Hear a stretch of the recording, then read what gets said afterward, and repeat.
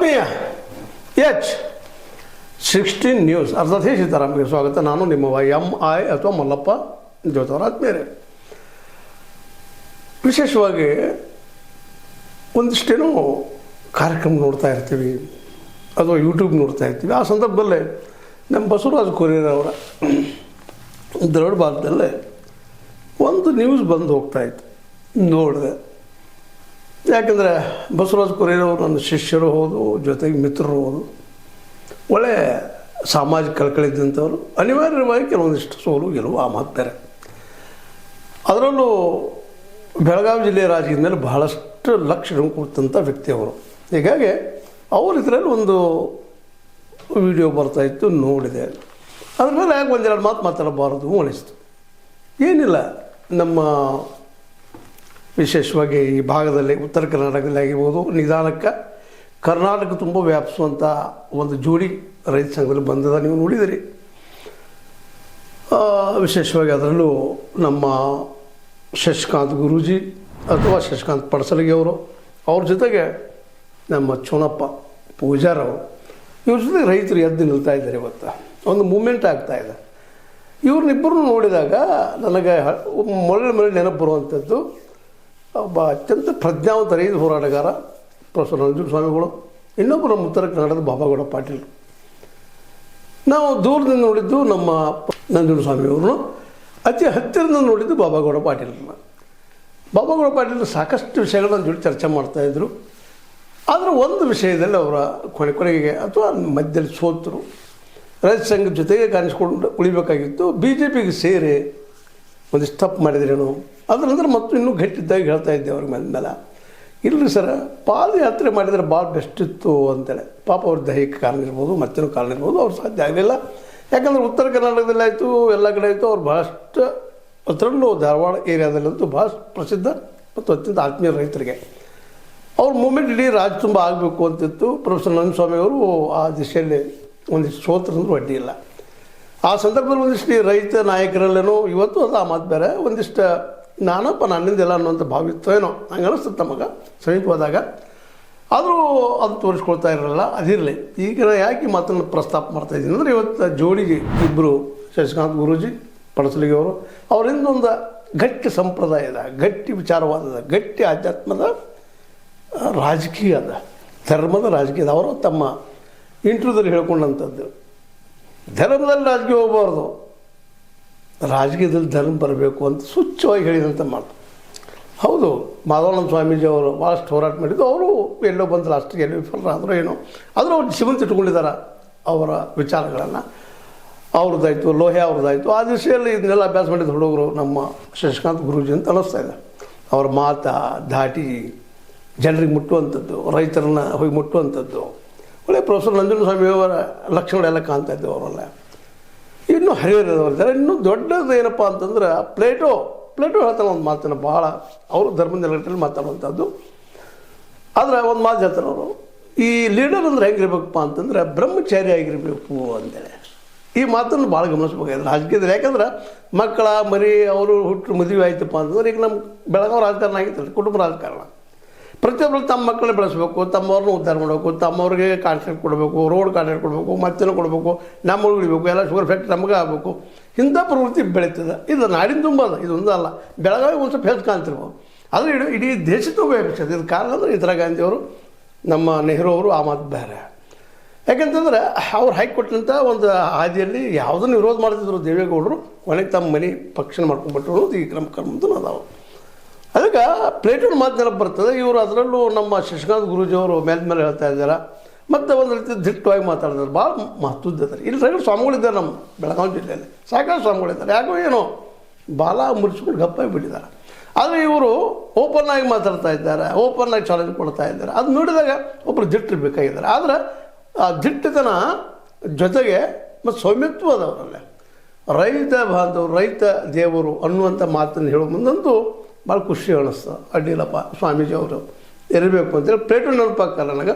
ಆಗ ಸನ್ಯಾಸಿ ಇರಬೇಕಪ್ಪ ಈ ಒಂದು ರಾಜಕಾರಣದ ನಾಯಕ ಆಗೋದಕ್ಕೆ. ಅದಕ್ಕೆ ಧರ್ಮದ ನೆಲೆಗಟ್ಟಿರಬೇಕು ಒಂದು ಮಾತು ಹೇಳಿದಾಗ, ಇವರು ಮಾತಾಡೋ ಮಾತು, ಓದಿದ ರೀತಿ ನೀತಿ ನೋಡಿದಾಗ ಇವರಲ್ಲೇ ನಮ್ಮ ಪ್ರೊಫೆಸರ್ ನಂಜುಂಡಸ್ವಾಮಿ ಇದ್ದಾರೆ, ಜೊತೆಗೆ ಬಾಬಾಗೌಡ ಪಾಟೀಲ್ ರೂಪದಲ್ಲಿ ನಮ್ಮ ಚುನಪ್ಪ ಪೂಜಾರರು ಕಾಣ್ತಾ ಇದ್ದಾರೆ ಒಂದಿಷ್ಟು. ಯಾಕಂದ್ರೆ ಇವರು ಏನಪ್ಪ ಅಂದ್ರೆ ಒಳ್ಳೆಯ ಗೃಹಸ್ಥರು, ಒಳ್ಳೆಯ ವ್ಯಕ್ತಿ ಅಂತ ಅನಿಸ್ತಾ ಇದ್ದಾರೆ. ಇವರಿಬ್ಬರು ಕುಡ್ಕೊಂಡು ಏನೋ ಒಂದು ಜೋಡಿಯಾಗಿ ಹೋಗ್ತಾ ಇದ್ದಾರೆ. ಇದು ಹೊಡಿಬಾರ್ದು ಇಷ್ಟ, ಇದು ಹೊಡೆದ್ರೆ ಭಾಳ ತೊಂದರೆ. ಯಾಕಂದ್ರೆ ಒಂದು ಏನೋ ಯಾವುದೋ ಕಾಲಕ್ಕೆ ಒಂದು ಎದ್ದು ಬಂದಿರ್ತದೆ ಮೂಮೆಂಟ್. ಕೇಜ್ರಿವಾಲ್ ಮಾಡಿ ಕುಂತಿರಲ್ರಿ, ಕೇಜ್ರಿವಾಲ್ರು ದೆಹಲಿಯಲ್ಲಿ ಒಂದು ಒಳ್ಳೆ ಮೂಮೆಂಟ್ ಮೂಡಿತಿಡಿ ದೇಶ ತುಂಬ. ನಾನಾ ಎಲ್ಲ ಅನ್ನುವಂಥ ವಿಚಾರಕ್ಕೆ ಒಂದು ಕಡೆ ಇನ್ನೊಂದು ನಮ್ಮ ಅಣ್ಣಾ ಹಜಾರೆ ಅವರು ತಪ್ಪು ಮಾಡಿದ್ದಾರೆ. ಆ ಸಂದರ್ಭದಲ್ಲೇ ಏನು ತಪ್ಪು ಮಾಡಿದ್ರಪ್ಪ ಅಂತಂದ್ರೆ, ನಾ ರಾಜಕೀಯಕ್ಕೆ ಬಾ ಅಂತ ಯಾರು ಹೇಳಿದ್ರು ರೀ? ಇಲ್ಲೇ ರಾಜಕೀಯ ಅವರು ಶಿಕ್ಷಣ ಬಂದಿದ್ದ, ಇದು ಆಮ್ ಆದ್ಮಿ ಮಾಡ್ಕೊಂಡಿದ್ರು, ಅದಕ್ಕೆ ಸಲಹೆ ಮಾಡ್ತಾ ಅದಕ್ಕೆ ಮಾರ್ಗದರ್ಶನ ಮಾಡಿಕೊಂಡು ಅದರೊಳಗೆ ಇದ್ದಿದ್ರೆ ಇವತ್ತಿನ ರಾಜಕೀಯ ಬದಲಾಗ್ತಿತ್ತು. ಮೋದಿಯವರು ಬೆಳೆದು ಬರ್ತಿರಲಿಲ್ಲ, ದುರಂತ ಏನು ಮಾಡ್ಲಿಕ್ಕೆ ಸಾಧ್ಯಲ್ಲ. ಇವೆಲ್ಲ ಇತಿಹಾಸ ನೋಡೋದು ಘಟನೆಗಳೆಲ್ಲ ಇವು. ಅದನ್ನು ಇವತ್ತು ನಾವು ನೆನಪಿಸ್ಬೇಕಾಗ್ಯದ. ಇವರಿಬ್ಬರು ಜೋಡಿ ಕರ್ನಾಟಕದಲ್ಲಿ ಮಾತ್ರ ಮಿಂಚು ಸಾಧ್ಯತೆಗಳೆಲ್ಲ ಇದ್ದಾವೆ. ರೈತರು ನಂಬ್ತಾ ಇದ್ದಾರೆ. ಹಂಗಂತೇಳಿ ಎಲ್ಲರೂ ನಂಬ್ತಾ ಇದ್ದಾರೆ ಅಂತ ಅಲ್ಲ. ಯಾಕಂದ್ರೆ ಮೊನ್ನೆ 3,300 ಆದಾಗೂ ಇಲ್ಲೇ ಮುದೋರ್ಗಿದ್ರು ಎಲ್ಲ ಕಡೆ ರೈತರು ಇವ್ರನ್ನ ವಿರೋಧ ಮಾಡಿದ್ದು 3,500 ಆಗ್ಬೇಕಾಯ್ತು ಅಂತ ಹೇಳಿದ್ದು ಸ್ವತಃ ಅವರು ಒಪ್ಕೊಳ್ತಾರೆ ಆ ಮಾತನ್ನು. ಈಗ ನಾವು ಹೇಳ್ಬೇಕಾಗಿದ್ದೀರಪ್ಪ ಅಂದ್ರೆ ಅಂಥ ಎಲ್ಲ ಯಾರು ವಿರೋಧ ಮನಸ್ಸಾಗಿರ್ತದಲ್ಲ ಅವ್ರಿಗೆ ಇವರಿಬ್ಬರು ಬಿಂಬಿಸೋದು ಏನಪ್ಪ ಅಂದ್ರೆ ಹೇಳ್ತಾರೆ, ಬಿಡ್ರಿ ಬುದ್ಧಿವಂತರಿರ್ತಾರೆ, ಇಲ್ಲ ಅಂತಲ್ಲ, ನಾವು ರಾಜಕೀಯ ಮಾಡೋಕ್ಕೆ ಹೋಗೋದಿಲ್ಲ, ಅದರ ಅವಶ್ಯಕತೆ ಇಲ್ಲ, ಅನಿವಾರ್ಯ ಬಂದ್ರೆ ಬಿಡುವುದಿಲ್ಲ. ಬೇಕಿದು ದಿಟ್ಟತನ. ರಾಜಕೀಯ ಕೆಟ್ಟಿಲ್ಲ ರೀ, ನಾವು ಕೆಡಿಸಿವಿ ಅದನ್ನು ಹೋಗಿ ಹೇಳಿದ್ರು ನಿಮಗೆ. ಧರ್ಮದೊಳಗೆ ರಾಜಕೀಯ ಹೋಗಿ ಕೆಡಿಸಿಲ್ಲ. ಹೀಗಾಗಿ ಅನೇಕ ಸ್ವಾಮಿಗಳು ಮಾತಾಡ್ತಾನೆ ಇಲ್ಲ, ಭಾಳ ಸ್ವಾಮಿಗಳಿದ್ದಾರೆ, ಎಲ್ಲರೂ ಬಿಟ್ಟಿದ್ದಾರೆ. ಆದರೂ ಯಾಕೋ ಅವನು ವ್ಯಾಮೋಹ ಕಾಣ್ತದೆ ಇದ್ರದ್ದು. ಹೀಗಾಗಿ ಅವರು ತಮ್ಮ ಮಠ ಉಳಿಸ್ಕೊಳಗೋ ಮತ್ತೆದಕ್ಕೋ ಎದಕ್ಕೋ ಏನು ಕಾರಣ ಗೊತ್ತಿಲ್ಲ, ಅದ್ರ ಬಗ್ಗೆ ಮಾತಾಡೋ ಅವಶ್ಯಕತೆ ನನಗಿಲ್ಲ.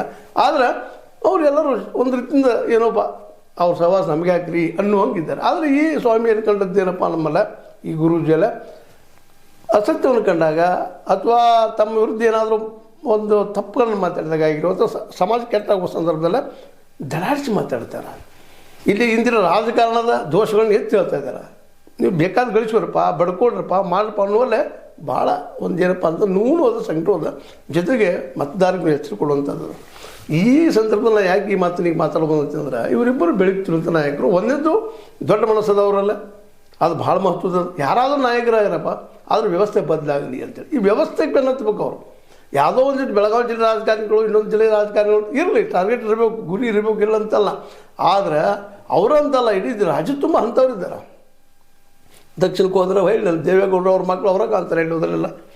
ಅಂತ ನಮ್ಮ ಏನೋ ತಪ್ಪಿ ಸಿದ್ದರಾಮಯ್ಯನೋ ಇದನ್ನು ಮತ್ತೆ ಹೇಳಬೇಕಾಗಿದೆ. ಇವತ್ತು ಸಿದ್ದರಾಮಯ್ಯರು ನಿಜವಾಗಿಯೂ ಪ್ರಾಮಾಣಿಕ ವ್ಯಕ್ತಿ ಅಂತ ನಮಗೂ ಅನಿಸ್ತದೆ. ಹಿಂದಿಂದಾಗಲಿ ಯಾವಾಗಲಾದರೂ ಅಭ್ಯಾಸ ಮಾಡ್ತಾ ಬಂದಿದ್ವಿ.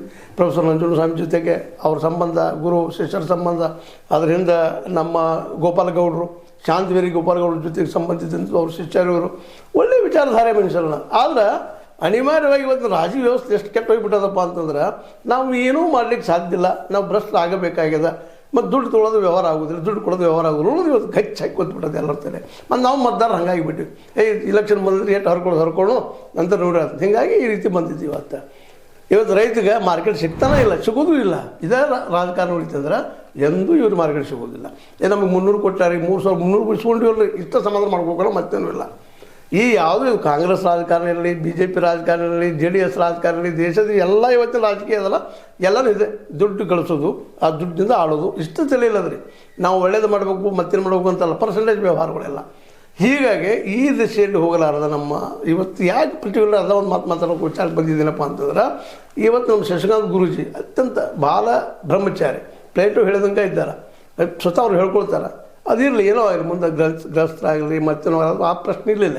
ಆದರೆ ಇವತ್ತು ಅವ್ರ ಮನೋಸ್ಥಿತಿ ಇದಲ್ಲ, ಈ ಮನೋಸ್ಥಿತಿ ಏನಾಗಬೇಕಾಗಿದೆ ಅಂದರೆ ಹೆಂಗೆ ಅದಾರ, ಜನರ ಜೊತೆಗೆ ಅದಾರ, ಪ್ರತಿಯೊಬ್ಬನ ರೈತರ ಮನೆಗೆ ಹೋಗ್ಬಿಡ್ಬೇಕು. ಜೊತೆಗೆ ಈ ಮೂಮೆಂಟ್ದೊಳಗೆ ಇಲ್ಲಿ OBC ಅಂದರೆ OBC ಗೊತ್ತಾಗ್ತದೆ. ಅದರ ಇಲ್ಲಿ ಮತ್ತು ಅವರು ಹೇಳ್ತಾರೆ, ಭಾಳ ಸುಂದರವಾಗಿ ಮಾತಾಡ್ತಾರೆ, ಭಾಳ ಅಬ್ಸರ್ವೇಷನ್ ಮಾಡಿದ್ದೀನಿ ಅದನ್ನು.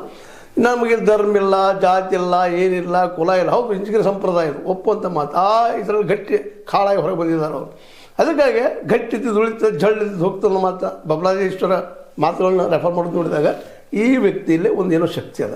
ಇವರು ಜನರಿಗೆ ಮುಡ್ತಾರೆ, ಜನ ಇವರು ನಂಬಲಿಕ್ಕೆತ್ತಾರೆ. ಮುಖ್ಯ ಅಂದರೆ ಅದಕ್ಕೆ ಸಾಕ್ಷಿನ ಗುರ್ಲಾಪುರದಲ್ಲಿ 1,00,000 ಜನ ಕೂಡಿದ್ದು, 1,00,000ಕ್ಕೂ ಹೆಚ್ಚು ಜನ ಕೂಡ ಅಲ್ಲಿ ಒಂದು ಮೂಮೆಂಟನ್ನು ಮಾಡಿಕೊಟ್ಟಿದ್ದು, ರೊಟ್ಟಿ ಕೊಟ್ಟಿದ್ದು, ಮತ್ತು ಎಲ್ಲ ನೆನೆಸ್ತಾ ಇದ್ದಾರೆ.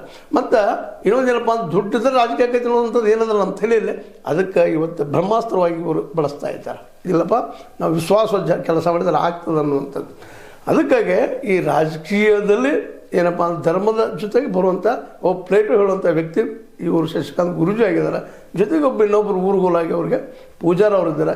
ಈಗ ಮಾಡಬೇಕಾದ ಕೆಲಸ ಏನಪ್ಪ ಅಂದರೆ ಇಡೀ ರಾಜ್ಯದ ತುಂಬ ಹರಿದಾಡೆ. ಪ್ರತಿಯೊಬ್ಬ ರೈತರಿಗೆ, OBC, SC, SCದಾಗ ಅರ್ಥ ಆಗ್ತದೆ, ದಲಿತರಾಗಿರ್ಬೋದು, ಎಲ್ಲ ಒಟ್ಟಿನಲ್ಲಿ ಎಲ್ಲ ಜನ ಸಮುದಾಯವನ್ನು ಒಟ್ಟಿಗೆ ತೆಗೆದುಕೊಂಡ, ಮುಂದೆ ಆದಿವಾಸಿಗಳಾಗಿರ್ಬೋದು, ಮೈನಾರಿಟಿಗಳಾಗಿರ್ಬೋದು, ಎಲ್ಲರೂ ತೆಗೆದುಕೊಂಡ ಒಂದು ಮೂಮೆಂಟ್ನ ಕ್ರಿಯೇಟ್ ಮಾಡ್ತಾ ಇದ್ದೀರಿ. ಭಾಳ ಒಳ್ಳೆಯ ಮೂಮೆಂಟ್. ಯಾಕಂದ್ರೆ ಮತದಾರ ಬದಲಾಗಬೇಕಾಗಿದೆ. ಮತದಾರ ಬದಲಾಗದ, ಮತದಾರದಿಂದ ದುಡ್ಡು ತೊಗೊಳ್ಳೋದ ಓಟ್ ಹಾಕುವಂಗಾದಪ್ಪ ಅಂದರೆ ಈ ವ್ಯವಸ್ಥೆನ ಬದಲಾಗಿ ಹೋಗಿಬಿಡ್ತದೆ. ಅದನ್ನು ಮಾಡೋರು ಯಾರ?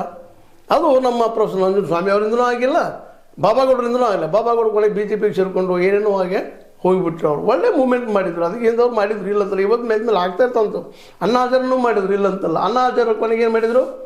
BJP ಮೋದಿಯವ್ರನ್ನ ತಂದುಬಿಟ್ಟು ಹೋಗಿಬಿಟ್ರು.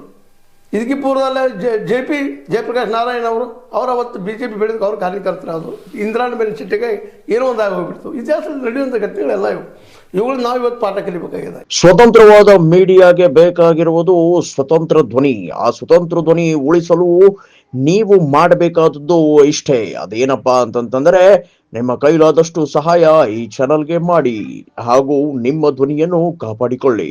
ಇವತ್ತು ನಮ್ಮ ಶಶಿಕಾಂತ್ ಗುರೂಜಿಯವರು ಜೊತೆಗೆ ಚುನಪ್ಪನವರು ಯಾವುದೇ ರಾಜಕೀಯ ಪಾರ್ಟಿಗಳ ಜೊತೆಗೆ ಮಾಡಿ ನೋಡಿದ್ದೀರ. ನಾವು ಚಿಕ್ಕೋಟದಲ್ಲಿದ್ದು MP ಪಾಟೀಲ್ ಜೊತೆ ಕೂಡಿದ್ದು ಅಥವಾ ಸಿದ್ಧಾರ್ಥ ಬಗ್ಗೆ ಒಂದು ಒಲವು ಇರುವಂಥದ್ದು. ಇರಲಿ ಒಲವು ಇಲ್ಲಂತಲ್ಲ, ಇವ್ರು ಕೆಟ್ಟವರು ಅಂತ ಹೇಳೋದಿಲ್ಲ ಪೂರ್ತಿಯಾಗಿ. ಪಾಪ ಅವರು ಅನಿವಾರ್ಯತೆಗಳು ಗೆಲ್ಲಬೇಕಾಗಿರ್ತದೆ. ಇದು ಮಾಡಿದಾಗ ಆಗ್ತದೆ, ಬಂದಾಗ ತಪ್ಪುಗಳಾಗ್ತಿರ್ತಾವೆ.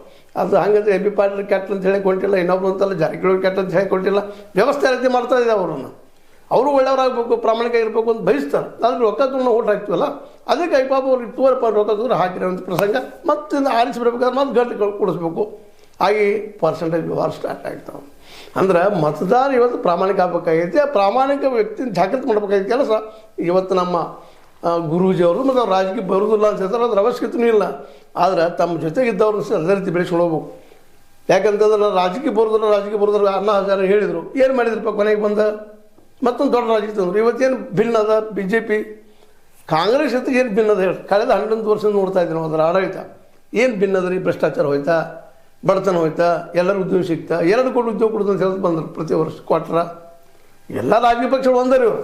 ಯಾಕಂದರೆ ಇವತ್ತು ನಾವು ದುಡ್ಡು ತೊಗೊಂಡು ಓಟ್ ಹಾಕೋ ಸಲುವಾಗಿ ನಾವು ರೆಡಿ ಇವೆ, ಅವ್ರು ಕೂಡ ರೆಡಿ ಆಗ್ಯಾರ. ಇದನ್ನು ಬಿಸ್ನೆಸ್ ಮಾಡ್ಯಾರ ಎಲ್ಲರೂ ಇವತ್ತಿನ ರಾಜಕಾರಣಿಗಳು.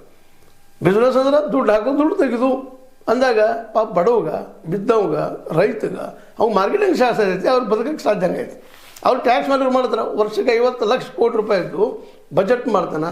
50 ಲಕ್ಷ ಕೋಟಿ ರೂಪಾಯಿ ದಿನ ವರ್ಷಕ್ಕೆ ನಮ್ಮ ಕಡೆಯಿಂದ ಟ್ಯಾಕ್ಸ್ ಹೋಗ್ತಾರೆ. ಇವತ್ತು ನಮ್ಮ ಸರ್ಕಾರ ನೋಡೋದು ಎದರಿಂದ ರೀ? ಟ್ಯಾಕ್ಸ್ಗಳಿಂದ. ಹೀಗಾಗಿ ನಾವು 2,200 ಲಕ್ಷ ಕೋಟಿ ರೂಪಾಯಿ ಸಾಲ ಮಾಡ್ಕೊಂಡು ಕೂತೀವಿ ಇವತ್ತು. ಇದು ನಮ್ಮ ಗಮನಕ್ಕೆ ಇರಬೇಕಾಗಿಲ್ಲ. ಆ ದಿಶೆಯಲ್ಲಿ ಇಬ್ಬರು ನಾಯಕರು ಬೆಳೀತಾ ಇದ್ದಾರೆ. ನಾವು ಇದನ್ನು ಪರ್ಟಿಕ್ಯುಲರ್ ಅವ್ರ ಮೇಲೆ ಯಾಕೆ ಇವತ್ತು ಮಾಡ್ಬೇಕು ಅನಿಸ್ತಂದ್ರೆ, ಒಳ್ಳೆಯ ಕೆಲಸ ಮಾಡೋಕೆ ನಾವು ಸಪೋರ್ಟ್ ಮಾಡಬೇಕಾಗ್ತದೆ. ಇವತ್ತು ಬೆಳಗಾವಿ ಜಿಲ್ಲಾ ರಾಜಕಾರಣದ ಎಲ್ಲ ಕುಟುಂಬ ನಾಯಕರು ಒಬ್ಬರು ಅಂತಲ್ಲ. ನಾವು ಜರಿಗೆ ಒಟ್ಟು ಹೇಳೋದಿಲ್ಲ, ಕತ್ತಿಯವ್ರಿಗೆ ಹೇಳೋದಿಲ್ಲ, ಪಟ್ಟಣವ್ರಿಗೆ ಹೇಳೋದಿಲ್ಲ, ಯಾರು ಒಬ್ಬರು ಇಲ್ಲ. ಎಲ್ಲರೂ ಇವತ್ತು ಲಕ್ಷ್ಮೀಬಾಯಿ ಹೆಬ್ಬಾಳ್ಕರ್ ಆಗಿರ್ಬೋದು, ಯಾರೂ ಇರ್ಬೋದು, ಎಲ್ಲರೂ ತಾವು ತಮ್ಮ ಮಕ್ಕಳು ಇವರೇ ಬೆಳೆಸೋದು.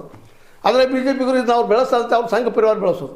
ಎಲ್ಲ ಏನಾಗ್ಯದಪ್ಪ ಅಂತಂದರೆ ಇಡೀ ರಾಜಕೀಯ ತಮ್ಮ ಮನೇಲಿ ಬೆಳೆಸೋ ಸಲುವಾಗಿ ದುಡ್ಡು ಕೊಡಿಸಿ ಆಯ್ಕೆ ಆಗೋದು, ಸಾರಾಯಿ ಹಂಚೋದು, ಮಧ್ಯಾಹ್ನ ಮಾಡೋದು. ಈ ದಿಶೆಯಲ್ಲೇ 1-2 ಭಾಷಣಗಳನ್ನ ಕೇಳಿದೆ ನಾನು ಶಶಿಕಾಂತ್ ಗುರೂಜಿ ಅವರಿಂದ. ಇಲ್ಲ, ಸಾರಾಯನ್ನು ಹಾಳು ಮಾಡ್ತಾರೆ, ನಿಷೇಧ ಆಗಬೇಕು ಅಂತೇಳಿ. ಅದು ಇನ್ನೊಬ್ರಿಗೆ ಹೇಳಿದ್ರೆ ಆಗೋದಿಲ್ಲ. ಅದು ನಾವು ಹೋಗ್ಬೇಕಲ್ಲೇ. ಕೇಜ್ರಿವಾಲ್ ಹೇಳಿದ್ದು ಭಾಳ ಕರೆಕ್ಟ್ ಅದ. ನಾವು ಗಟರ್ ಸ್ವಚ್ಛ ಮಾಡ್ಬೇಕಾಗಿದ್ರೆ ಹೊರ ಸ್ವಚ್ಛ ಮಾಡ್ಬೇಕು. ನಾವು ಅದನ್ನು ಇಳಿಬೇಕು ರೀ. ಆದರೆ ಅದು ನಮ್ಮ ಮೈ ಹೆಸರುಗಳೆಲ್ಲ ಸ್ವಚ್ಛ ಮಾಡಿ ಹೊರಗೆ ಬರ್ಬೇಕು ನಾವು. ಆ ದಿಶೆಯಲ್ಲಿ ವಿಚಾರ ಮಾಡುವಂಥ ದಿಶೆ ಚೆನ್ನಾಗ್ಯದ. ಇವರಿಬ್ಬರು ಈ ನಾಡಿಗೆ, ಅದರ ನಂತರ ಈ ದೇಶಕ್ಕೂ ಒಬ್ಬರು ಒಳ್ಳೆಯ ಮಾದರಿ ನಾಯಕರಾಗ್ಬೋದು ಅಂತ ಇವತ್ತು ಅನ್ಸಾಗಿದೆ. ಬೆಳೆಸಿರಿ ಮೊಳಕೆಯಲ್ಲಿ ನೋಡು ಅಂದಂಗೆ. ಅದಕ್ಕೆ ಇವತ್ತು ಇಂಚಿಗೇರಿ ಸಂಪ್ರದಾಯದ ಗಟ್ಟಿ ನೆಲೆಯಲ್ಲಿ ಬಂದಂತಹ ನಮ್ಮ ಶಶಿಕಾಂತ್ ಗುರೂಜಿಯವರು ಜೊತೆಗೆ ನಮ್ಮ ಚುನಪ್ಪನವರು ಇವರು ಕುಡ್ಕೊಂಡು ಸ್ವಾರ್ಥ ತ್ಯಾಗ ಮಾಡಿಕೊಂಡು ಅನಿವಾರ್ಯ ಬಂದರೆ ತಾವು ಇಳಿದಿದ್ರೆ. ನೆಲ್ಸನ್ ಮಂಡ್ಯನ ಉದಾಹರಣೆ ಮೆದ್ನಲ್ಲಿ ಕೊಡ್ತಾ ಇರ್ತಾನೆ ಯಾವಾಗಲೂ. ಗಾಂಧೀಜಿ ಅವ್ರು ಬಿಟ್ಟು ತಪ್ಪು ಮಾಡಿದ್ರು ಅವತ್ತು. ಗಾಂಧೀಜಿ ಅವರು ಏನಾದರೂ ಇತಿಹಾಸದಲ್ಲಿ ತಾವು ಅಧ್ಯಕ್ಷರಾಗಿ ಒಂದು ಕಡೆ ಜಿನ್ನಾ ಅವ್ರನ್ನ, ಇನ್ನೊಂದು ಕಡೆ ನೆಹರು ಅವ್ರನ್ನ ಇಟ್ಕೊಂಡು ಒಂದು 5-10 ವರ್ಷ ಆಡಳಿತ ಮಾಡಿದ್ರಪ್ಪ ಅಂತಂದ್ರೆ ಇವತ್ತಿನ ದುಸ್ಥಿತಿ ಇವತ್ತು ಬರ್ತಿರಲಿಲ್ಲ ಈ ದೇಶಕ್ಕೆ ಅನ್ನೋದ್ರಲ್ಲಿ ಎಷ್ಟೋ ಸತ್ಯದ. ಅದು ಮಾಡಿದ ತಪ್ಪದು. ಇನ್ನು ನಮ್ಮ ಮಹಾತ್ಮ ಗಾಂಧೀಜಿಯವರು ತಮ್ಮ ಜೀವಿತ ಕಾಲದಲ್ಲಿ ಮಾಡಿದ ಅತ್ಯಂತ ದೊಡ್ಡ ತಪ್ಪು ಏನಪ್ಪ ಅಂತಂದ್ರೆ, ತಾವ ಪ್ರೆಸಿಡೆಂಟಾಗಿ ದೇಶದ ರಾಜಕೀಯ ಚುಕ್ಕಾಣಿ ಹಿಡಿದ್ರೆ ದೇಶ ಹೊಡಿತಾ ಇರಲಿಲ್ಲ. ಯಾಕಂದರೆ ಗಾಂಧೀಜಿಯವ್ರ ಮೇಲೆ ವಿಶ್ವಾಸ ನಮ್ಮ ಜಿನ್ನಾ ಅವ್ರಿಗಿತ್ತು. ನೆಹರು ಅಂತ ಶಿಷ್ಯನ ಪ್ರಶ್ನೆ ಇಲ್ಲ. ಜಿನ್ನಾ ಸ್ವತಃ 2000 ನೀವು ಗೊತ್ತು 1924 ಬೆಳಗಾವಿ ಅಧ್ಯಕ್ಷ ಆದಾಗ ಇನ್ನೂ ಅವ್ರಿಗೆ ಅಧ್ಯಕ್ಷ ಆಗಿರಲಿಲ್ಲ ಜಿನ್ನಾ. ಮನುಷ್ಯರು ನೋವು ಆಯ್ತು, ಇವ್ರನ್ನ ಬೆಳೆಸಕೈತಾರಲ್ಲಪ್ಪ ಇವರು ಅಂತೇಳಿ. ಬಟ್ ನಂತರ ಗೊತ್ತಾಯಿತು ಅವ್ರ ಮೆರಿಟ್ ಇದಪ್ಪ ನಮ್ಗೆ. ಅಂದ್ರೆ ಗಾಂಧಿಯನ್ನು ನಾಯಕನಾಗಿ ಒಪ್ಕೊಂಡಂಥವ್ರು ಚಿನ್ನ ಅವರು ಒಪ್ಕೊಳ್ತಾ ಇದ್ರು, ದೇಶ ಹೊಡಿತಾ ಇರಲಿಲ್ಲ. ಯಾಕಂದ್ರೆ ಗಾಂಧೀಜಿಯವ್ರ ವಿಶ್ವಾಸ ಇತ್ತವ್ರು, ಹಿಂದೂ ಮುಸಲ್ಮಾನ್ ಬಂದು ಮಾಡ್ಕೊಂಡು ಹೋಗ್ತಾರೆ ಅಂತೇಳಿ.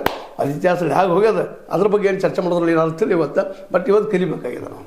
ಇವತ್ತೇನಾದರೂ ಇಬ್ಬರು ಜೋಡಿ ಜೊತೆ ಇನ್ನುಳಿದ ರೈತರನ್ನು ವಿಶ್ವಾಸ ತೆಗೆದುಕೊಂಡ, ಜೊತೆಗೆ OBC ಅಂದ್ರೆ ನಿಮ್ಗೆ ಗೊತ್ತಾಗ ಹಿಂದುಳಿದವರು, ಮತ್ತು ಜೊತೆಗೆ ದಲಿತರು, ಜೊತೆಗೆ ಆದಿವಾಸಿಗಳು, ಜೊತೆಗೆ ಮೈನಾರಿಟಿಗಳನ್ನ ವಿಶ್ವಾಸ ಗಳಿಸ್ಕೊಂಡು ಒಂದಾದ್ರೆ ಅವರು 80-90% ಆದರೆ ಅಲ್ಲಿ ಆಟೋಮೆಟಿಕ್ ನೀವು ಕಾರ್ಪೊರೇಟ್ಗಳು ದುಡ್ಡು ಹಾಕ್ಲವು. ಕಾರ್ಪೊರೇಟ್ ಮಂದಿ ಇವತ್ತು ಮೋದಿ ಅವ್ರಿಗೆ ದುಡ್ಡು ಕೊಟ್ಟು ಮಾಡಲಿಕ್ಕಿದ್ದಾರೆ. 100 ಲಕ್ಷಾವಧಿ ಕೋಟಿಗಳು, 1 ಲಕ್ಷ 2 ಲಕ್ಷ ಕೋಟಿ ರೂಪಾಯಿ ಇದೆ. ಅದಾನಿ ಅಂಬಾನಿ ಅಷ್ಟು ಎಷ್ಟಾಗಿದೆ ಇವತ್ತು. ಅದನ್ನು ದುಡ್ಡು ಕೊಡ್ತಾರೆ ಅವ್ರಿಗೆ, ಇಲೆಕ್ಷನ್ ಆಡ್ತಾರೆ, ಪಾರ್ಟಿ ಪಡ್ತು ಹೋಗ್ತಾರೆ, ಇಲೆಕ್ಷನ್ ಗೆದ್ದ ಮತ್ತು ಅವ್ರಿಗೆ ಅನುಕೂಲ ಮಾಡ್ತಾರೆ. ಎಲ್ಲಿಯವರೆಗೆ ಈ ವ್ಯವಸ್ಥೆ ತಪ್ಪುವುದಿಲ್ಲವೋ ಅಲ್ಲಿಯವರೆಗೆ ನಾವು ಬರ್ತಂದು ಹೊರಗೆ ಬರೋಕ್ಕೆ ಸಾಧ್ಯ ಇಲ್ಲ. ಈ ದೇಶ ನಾವು ಹೇಳ್ತೀವಿ ಇವತ್ತು 4ನೇ ನಂಬರ್ ಹೋದ್ರಿ, 3ನೇ ನಂಬರ್ ಹೋದ್ರಿ, ಜನಸಂಖ್ಯೆ ಹೆಚ್ಚದ. ಮತ್ತು ಇಲ್ಲಿ ಅವ್ರು ಆದಾಯ ಯಾರು ಹೆಚ್ಚಾಗೈತೆ ಅಂದ್ರೆ ಈ ಕಾರ್ಪೊರೇಟ್ಗಳದ್ದು, ಬಂಡವಾಳಶಾಹಿಗಳದ್ದು, ಫಿಡಾರಸ್ಟ್ಗಳದ್ದು, ಫಿಡಾರಸ್ಟ್ ಜಮೀನ್ದಾರಗಳದ್ದು, ಇವ್ರು ಹೆಚ್ಚಾಗ್ಯದ. ಬಡವ್ರದ್ದೇಲ್ಲ ಅದಾವೆ, ಎಲ್ಲ ಕುಡಿದ್ರು ಅಧಿಕಾರಶಾಹಿಗಳದ್ದು. ಒಟ್ಟು 4-5 ಕೆಟಗರಿ ಬರ್ತಾರೋ ಅವ್ರು ಆರಾಮದಾರೆ. ಅವರೆಲ್ಲ ಬರೋದೆಷ್ಟು 5-10% ಬರ್ತಾರೆ. ಉಳಿದು 90% ಅವರ ಬಡವರೇ ಇದ್ವಿ. ಇವ್ರನ್ನ ಒಂದು ಮಾಡೋದು ಕೆಲಸ ಕ್ರಿಯಾಶೀಲಾಗಿ ಮಾಡುವಂಥದ್ದು. ಗಾಂಧಿಯಂಗ ಪಾದಯಾತ್ರೆ ಒಂದನ್ನು ಇಲ್ಲ ಇನ್ನೊಂದು ಮಾತು ಹೇಳಬೇಕಾಗಿದೆ ಇವರಿಬ್ಬರಿಗೂ. ಪಾದಯಾತ್ರೆ ಮಾಡೋದ್ರಿಂದ ಇನ್ನೂ ಸಮೀಪ ಆಗ್ತಿರೋ ಜನರಿಗೆ ಅನ್ನುವಂಥದ್ದು. ಇವತ್ತು ರಾಹುಲ್ ಗಾಂಧಿ ಏನಾದ್ರು 99 ಸೀಟ್ಗಳಿಗೆ ಗೆದ್ದಿದ್ರೆ, MP ಗಳಿಗೆ ಗೆದ್ದಿದ್ರೆ, ರಾಹುಲ್ ಗಾಂಧೀಜಿ ಹೆಜ್ಜೆಟ್ಟೆ ಪಾದಯಾತ್ರೆ ಮಾಡಿ ಇಡೀ ದೇಶವನ್ನು ಬಸ್ ಯಾತ್ರೆ ಮಾಡಿದ್ದು ಅನ್ನೋದು ನಾವು ಗಮನಿಸಬೇಕಾಗಿದೆ. ಅದೇ ಕಾಲಕ್ಕೆ ಇನ್ನೊಂದು ಮಾತು ಹೇಳೋದು ಮರತನೇ ಸಂದರ್ಭ ಹೇಳಬೇಕಾಗಿದೆ. ಸಿದ್ದರಾಮಯ್ಯ ಒಳ್ಳೆಯ ನಾಯಕರಿದ್ದರು ಸಹಿತ ಅನಿವಾರ್ಯವಾಗಿ ಹಿಂದೆ ಕಟ್ಟು ಮುಂದೆ ಯಾರ್ಯಾರದು ಕಡೆಯಿಂದ ಫಂಡ್ ತೊಗೊಂಡು ಎಲ್ಲರೂ ಗೊತ್ತಿದ್ದ ವಿಷಯ, ಓಪನ್ ಸೀಕ್ರೆಟ್ ಅದ, ಅದನ್ನು ಪ್ರಶ್ನೆ ಇಲ್ಲ, ಅನಿವಾರ್ಯವಾಗಿ ಬಗ್ಗುವಂಥ ಪ್ರಸಂಗ ಬಂತು. ಅದ್ರ ವ್ಯವಸ್ಥೆ ಹಂಗದ, ಏನು ಮಾಡ್ಲಿಕ್ಕೆ ಸಾಧ್ಯ ಇಲ್ಲ ಅಂತ ನಾವು ಗಪ್ಪ ಆಗ್ಬೇಕಾಗಿದೆ, ಸುಮ್ಮ ಆಗ್ಬೇಕಾಗಿದೆ. ಬಟ್ ನಿಮ್ಮಿಬ್ಬರಿಗೂ ಒಬ್ಬ ಬಾಲಬ್ರಹ್ಮಚಾರಿ ಹಿಂದೆ ಇಂಚಗಿರಿ ಮಠದ ಶಕ್ತಿ ಅದ, ಅವರು ಪಾದಯಾತ್ರೆನೋ ಮತ್ತೆ ಜನಸಾಮಾನ್ಯರು ಎಪ್ಸೋಲ್ ಪ್ರಯತ್ನ ಸಾಕಷ್ಟು ಮಾಡಿದ್ರೆ ಯಶಸ್ವಿಯಾಗಿಲ್ಲ. ಬಟ್ ಇವ್ರಿಗೆ ಸಾಧ್ಯ ಹೇಗೆ ಆಗ್ತದಪ್ಪ ಅಂತಂದ್ರೆ ಗುರ್ಲಾಪುರ ಸಾಕ್ಷಿ ಅದ ನಮ್ಮ ಮುಂದೆ. ಗುರ್ಲಾಪುರದಲ್ಲೇ ಜನ ಎದ್ದು ನಿಂತದ, ರೈತರು ಎದ್ದು ನಿಂತಾರ, ಇಡೀ ರಾಜ್ಯ ತುಂಬ ಇವರಿಬ್ಬರು ಪರಿಚಯ ಇವತ್ತು ಆಗ್ಯದ. ಅದಕ್ಕೆ ಒಂದೇ ಸಣ್ಣ ದೋಷ ಆಗಬಾರ್ದು. ಅವರಿಬ್ಬರು ಒಂದು ಆತ್ಮೀಯತೆ ಅದ, ಹಾಗೆ ಉಳಿದವರಲ್ಲಿಯೂ ಆತ್ಮೀಯತೆ ಎಲ್ಲ ರೈತರಿಂದ ಪಡೆಯುವಂಥದ್ದು.